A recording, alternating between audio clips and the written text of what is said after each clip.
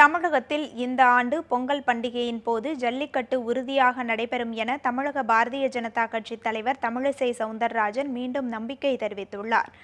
தமிழக விவசாயிகள் சங்கங்களின் கூட்டியக்கம் சார்பில் நடைபெறவுள்ள மாநாட்டில் கலந்து கொள்ளுமாறு தமிழிசை சவுந்தரராஜனுக்கு விவசாயிகள் அழைப்பு விடுத்தனர். இந்த நிகழ்வுக்கு பின்னர் செய்தியாளர்களை சந்தித்த அவர், காங்கிரஸ் திமுக நினைத்திருந்தால் 2008ஆம் ஆண்டே ஜல்லிக்கட்டு பிரச்சினைக்கு தீர்வு கண்டிருக்கலாம் என்றும் அவர் கூறினார். இந்த ஆண்டு பொங்கல் பண்டிகை ஜல்லிக்கட்டுடன் நடைபெறும் என்ற நம்பிக்கை இருப்பதாகவும் தமிழிசை சவுந்தரராஜன் தெரிவித்தார்.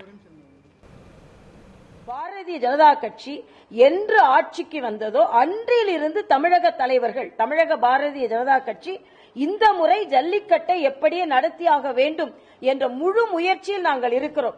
நாங்கள் எந்த அளவிற்கு முயற்சி செய்தோம் என்றால், நிச்சயம் அறிவிப்பு வந்துவிடும் என்ற நிலையில் எங்களது முயற்சி இருந்தது. ஆனால் துரதிருஷ்டவசமாக எதிர்ப்பு குரல்கள் மிக அதிகமானதால் அது சற்று தாமதப்படுகிறது. இன்றும் நாங்கள் நம்புகிறோம், நிச்சயமாக இந்த பொங்கல் ஜல்லிக்கட்டோடு நடக்கும் என்று நாங்கள் நிச்சயமாக நம்புகிறோம். ஏனென்றால் எங்களது முயற்சி அந்த அளவிற்கு இருக்கிறது.